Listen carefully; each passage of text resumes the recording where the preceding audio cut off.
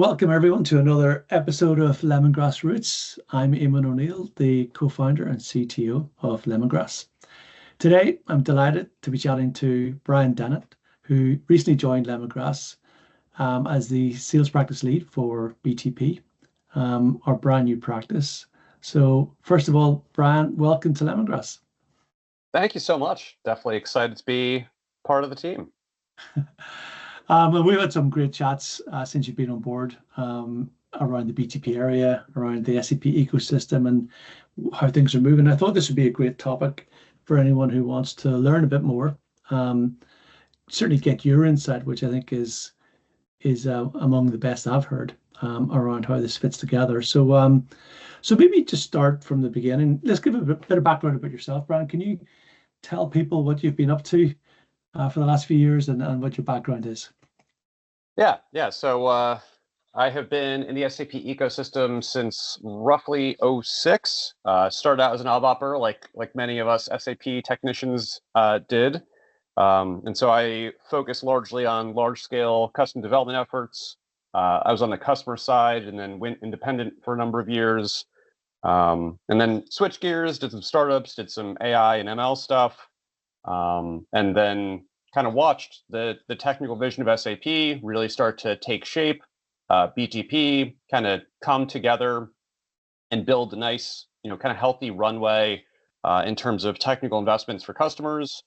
And so decided to come back into the SAP ecosystem at the behest of Jürgen, who was the CTO at SAP at the time. And I guess I should add, somewhere along that whole journey, became an SAP mentor. So I've stayed in touch with SAP kind of throughout that whole journey, continuing to provide SAP with feedback on their product strategy, try and help keep them honest. So that's kind of the long arc of the career. And then more recently on the BTP front, I think a lot of it has been trying to understand where the ecosystem is at in terms of BTP understanding and adoption. It is a critical piece of SAP's entire technical strategy around becoming a SaaS offering and helping to kind of modernize their approach, modernize the way the ecosystem engages, modernize the way that customers think about running ERP, and to try and accomplish that without BTP is a challenge. And yet I do think there's still a meaningful gap in terms of awareness and understanding about how BTP shows up to kind of drive that investment in SAP assets. Okay, and this is really, I think, starts getting to the meat of this whole point is that vision. And as I said, I think you articulated it better than most people, but can you go another layer deeper on that? Like, what do you mean by this being a critical part of the SAP ecosystem? I'm sure most people listening would understand, oh yeah, integration suite does integration, and yeah, DataSphere does data. But there's a lot more to it than that. And maybe take people down another layer here about how BTP becomes critical. Yeah. So I mean, really, when you boil it down, BTP is an inventory of services, right? There's I think at one point the count was 87. They continue to sneak offerings into that, so it might be over 90 now. But it's not dissimilar from the way that AWS positions itself, where there's a slew of different services and you pick up what you need. And so SAP has done a great job in terms of building out constructs to help make this a little bit more digestible. Our favorite is the Future Ready Enterprise construct, which tries to break it down into a handful of pillars. Depending on the collateral you see, there might be a different number of pillars. But really, it's app dev, integration, data and analytics, AI. Like these are the kinds of things that you start to see. Sometimes you'll see security on the list, but there are different services that help you tackle different challenges technically as it relates to SAP and running an enterprise IT landscape in general. And the way that everything is designed is trying to get away from the monolithic application architectures of like the old ECC, ABAP approaches, and moving more in the direction of nicely abstracted microservices. So all of this stuff is designed to hang, neatly together to kind of integrate well with one another when it becomes, an SAP to SAP kind of handshake. And they're really trying to ease the burden architecturally in terms of how to get these different pieces to fit together to culminate in the specific solve a customer needs. And so when you start to look at it from a architectural pattern perspective, from a design pattern perspective, all of a sudden you start to see that, out of those 80 something services, here's 3 that solve this problem for me, here's 5 that solve that problem for me. And so as you grow more accustomed to the way that BTP is designed and the way that you're supposed to leverage these things, I think there's a light bulb moment at some point in terms of, oh, this is the way you innovate on SAP now. This is the way I solve my problems. And it is a different but much more elegant approach. It's funny, like me too, I was an ABAPer as well when I started. And I used to love the power of ABAP because you could pretty much build anything on that platform. I thought it was great. And of course, many people have done, which is part of today's problem, right? But really what you're saying then is rather than, while it's great to get access to the data that's in an SAP system, and it's great to get it in the hands of users via SAP GUI or portal or whatever it might have been back then, the way to do it now is to do it on BTP, where there's not just like a separated platform to keep S4 nice and clean, but you've got way more services available to build something that's more secure, more performant, mobile ready. It can run on any device, and all those other benefits. And really, what you're saying is BTP is it's a set of technologies that you can bring together that pretty much rivals any other development platform.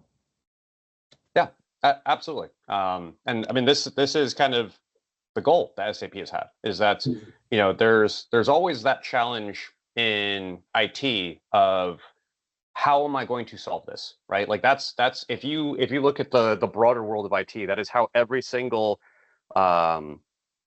problem statement starts with is what's the challenge, and then how do I think about solving it? What is the universe of different ways to think about alleviating this problem sets? And one of the cheat codes that SAP customers have had forever is once you make that investment in SAP, you really shrink that decision space. There is a way to solve that with SAP. And in the ABAP days, ABAP gave you a tremendous amount of access. And so you could kind of brute force your way through any solution, whether or not architecturally it was a sound approach. But the same idea is still very real. SAP tries to narrow the aperture in a way that makes it significantly easier to think about how you should solve that problem. And so you're an SAP customer, a large part of your universe in terms of the critical data, the business context, the business workflow, the business persona, it's all in that SAP container. And so what SAP has done is they've built out BTP in a way where you can tackle all of those problems within that context without needing to go through this exercise of what are the 100 other toolkits, what are all the different skill sets, what are all the different resources that I might be able to deploy to this. There's now a straightforward answer, and that answer is BTP.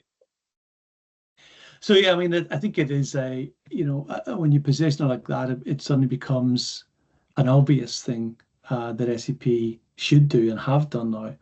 But also it becomes, quite exciting to think about how this can start to be adopted. And, I think, that's certainly something, I suppose, as customers start with, for example, a RISE journey, they start, if they haven't up to now, get exposed to BTP, certainly in those chats. So let's talk about RISE and how BTP work together. I mean, obviously, there's some commercial ties. Are there technical ties? Do you see them separate? They often seem to be talked about together. Why do you think that is? Yeah, I mean, I do think there are times where they get decoupled. I don't think that's necessarily an ideal outcome.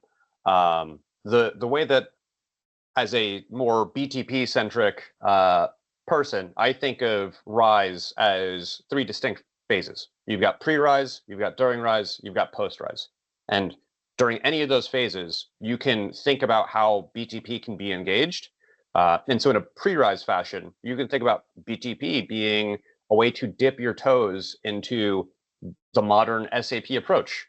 And so you can start to understand the technologies, understand the strategy, start to think about chipping away at some of the technical debt that you may have accumulated over the years, start to think about modernizing parts of your landscape, and then getting everything kind of in a place where organizationally you're more ready for RISE. And so a lot of that ends up being a healthy exercise to do to make RISE feel less daunting. And then during RISE, RISE comes in a lot of different flavors in terms of how aggressively you're looking to transform as you do your RISE motion.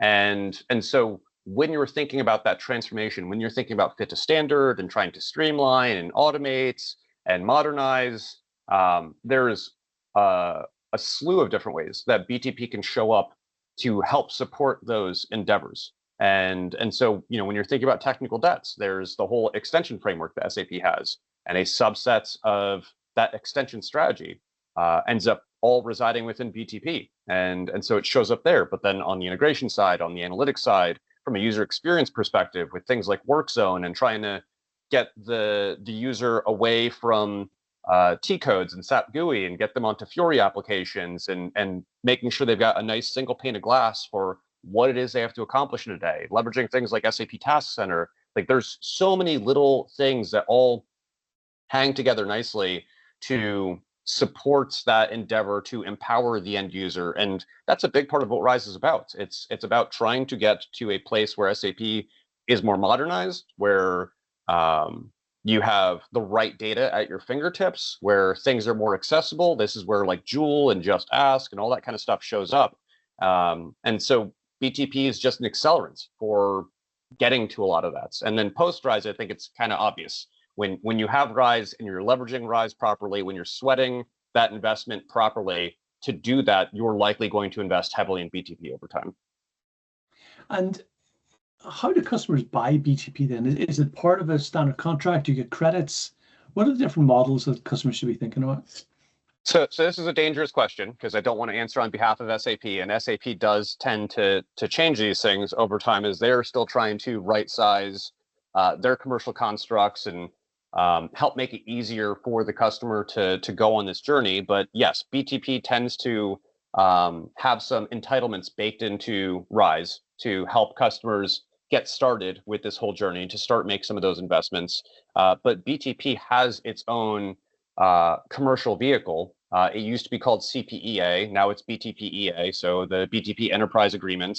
And essentially that gives you a prepaid card with certain discounts attached in order to consume as you see fit. And so SAP doesn't want to make this a difficult thing. They don't want you to have to think onesie twosie about the 80-something different microservices that BTP represents. They want you to just be able to buy into the BTP strategy and then pull off the shelf whatever you need to solve the problems that you face. And so that's why SAP has kind of gone in this direction in terms of how to engage with it contractually. And there is still pay-as-you-go mechanisms if you don't want to start with an enterprise agreement. And some customers will do that to dip their toes. But the honest conversation that I'll have with customers if they engage me is that you're going to go down this path no matter what. BTP will be part of your landscape. It is, if you don't go down that path, you are reinventing so many wheels. You are creating so many technical challenges for yourself. You are kind of stepping into no man's land, uncharted territory in terms of how to leverage your SAP assets correctly. And so BTP will be a part of it.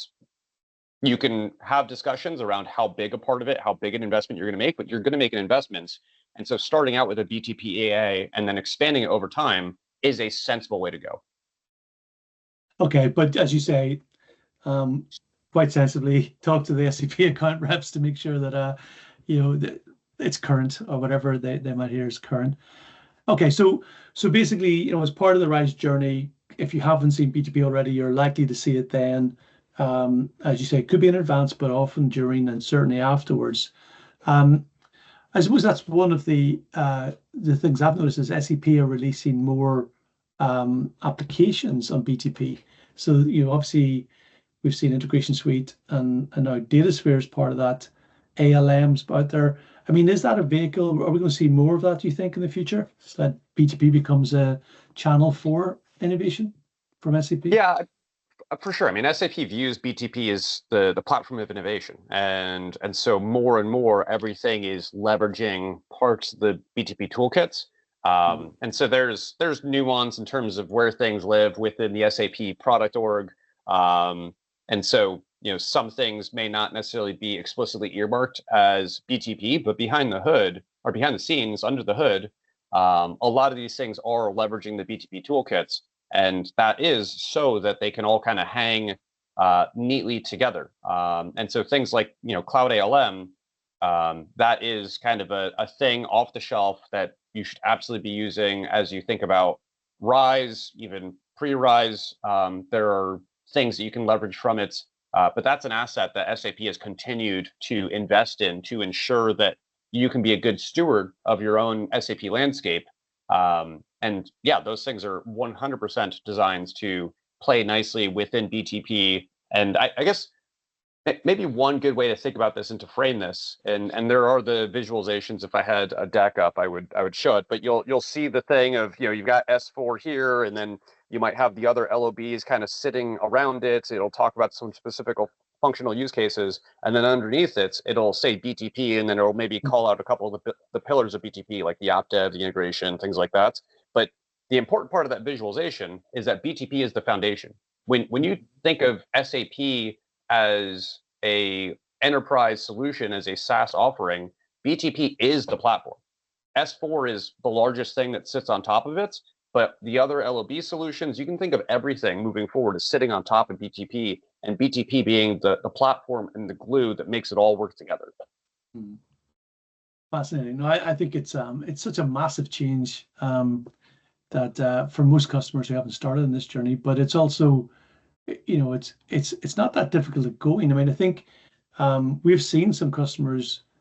There are certain programs that SAP has, like PO Move, etc., where customers can start to quite quickly take on the switch from, for example, PO to Integration Suite.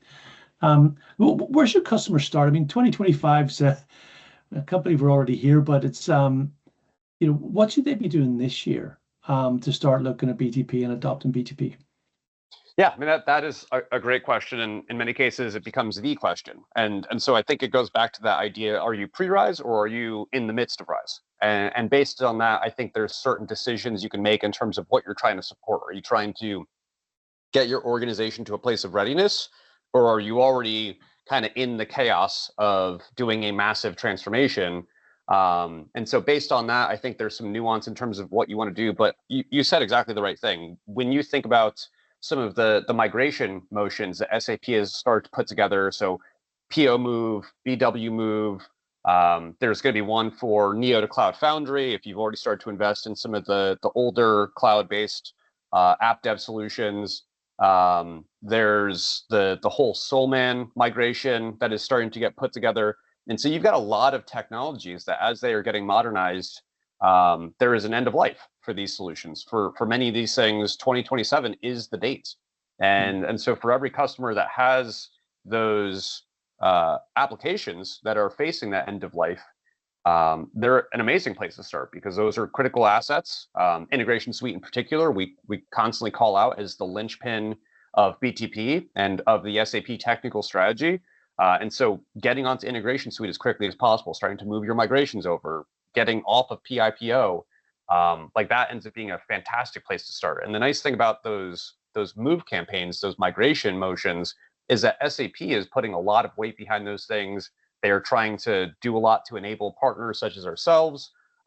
They're putting out a lot of collateral. They're trying to put out the assessment tools. They're trying to create as much transparency for the customer in terms of what this migration needs to look like. And so I think those are good areas to walk into and be able to feel a certain level of confidence in terms of what you're taking on.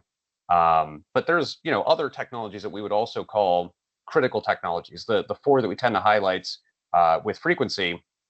The first is always Integration Suites. The second, I would say, is WorkZone, because WorkZone really does become your single point of entry. It is a critical asset to driving the modern user experience that SAP is invested in for the better part of a decade with Fiori. WorkZone is kind of the culmination of a lot of that work.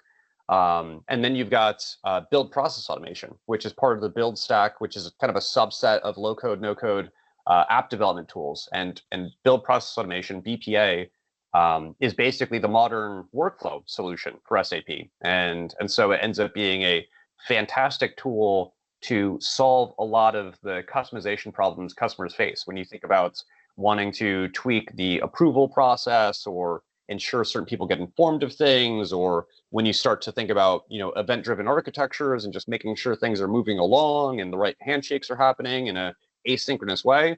BPA solves a lot of those things, and BPA is also a RPA tool, so it does some agent automation type activities. And so there's a lot of things BPA can do.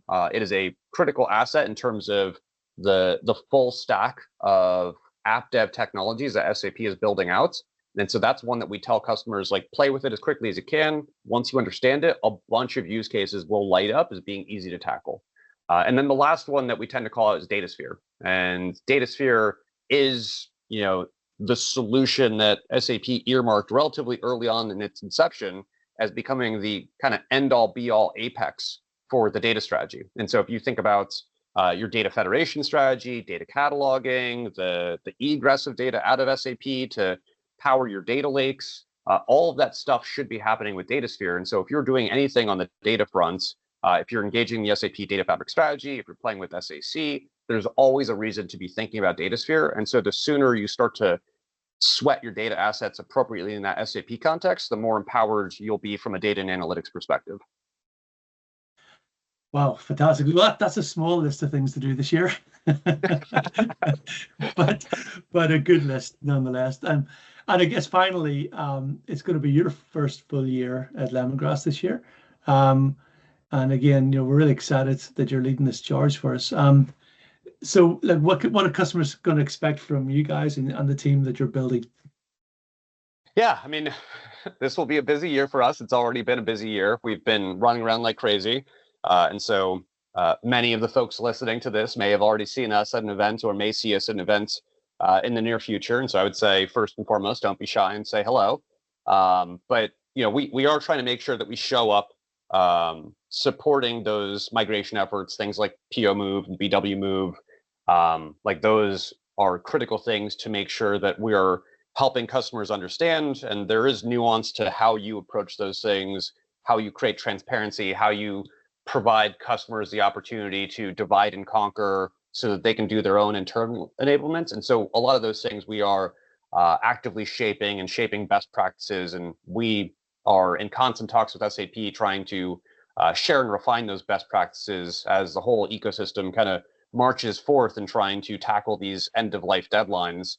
And then beyond that, the big thing that I think we're really trying to get ahead of is asking that question of, what does life look like post-rise? And how do you make sure all this really comes together? Like, how do you keep pace with SAP post-rise as you're thinking about a major release every 2 years, a service pack every 6 months? Like, that's a lot of moving parts that you need to start thinking about. And so there's an orchestration challenge that everyone is going to face moving forward. And it's a good challenge because it means there's a lot of innovation, that the rate of innovation is picking up, that you're going to see more value materializing more faster out of SAP's R&D budget moving forward.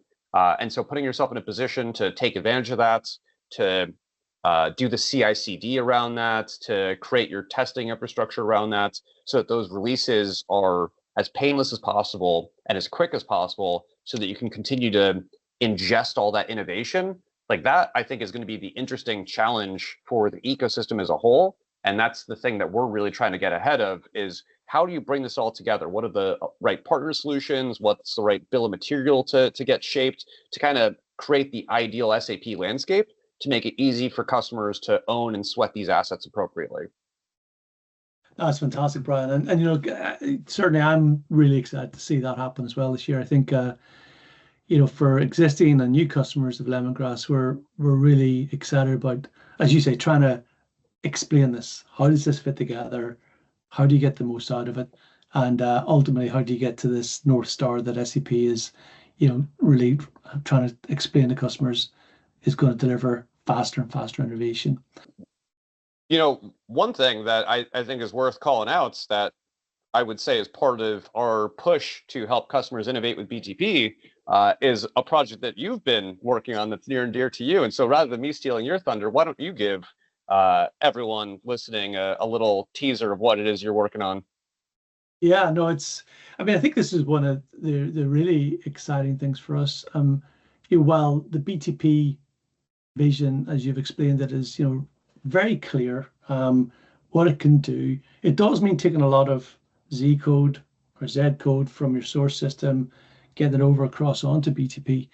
And for some customers, that's quite a big lift. So what we've been working on is how can we use Gen AI to accelerate that? So we've been building a solution, still kind of under the covers at this stage, but we're starting to do some early pilot work with customers, where we can take that Z code, we can reverse engineer specification documents from it. We can use that to help people decide the disposition. Are you going to keep this? Are you going to retire it? Is there an SAP standard feature you can use instead, etc.? Or do you want to refactor this and run it on BTP instead? And our AI agent will help with that entire arc of discussion. So, yeah, I mean, we see that as being a very cool mix of technologies, all centered around BTP, of course, but also enabling this end state of clean core, the ability to take, as you said, those innovations faster, those upgrades more easily, and get to the really good stuff that SAP has been releasing and will continue to release around their own AI solutions. So overall, yeah, I mean, we've got a number of different angles, and BTP is enabling that for both you and I and our teams, respectively. So, but Yeah. Brian, we're getting towards the end here. I just want to thank you again for the explanation, and really excited to have you as part of the team. Anyone listening, if you want to get in touch with either Brian or I, please feel free to reach out. And beyond that, I just want to thank you for your time, and we'll speak soon. Thank you. Thanks.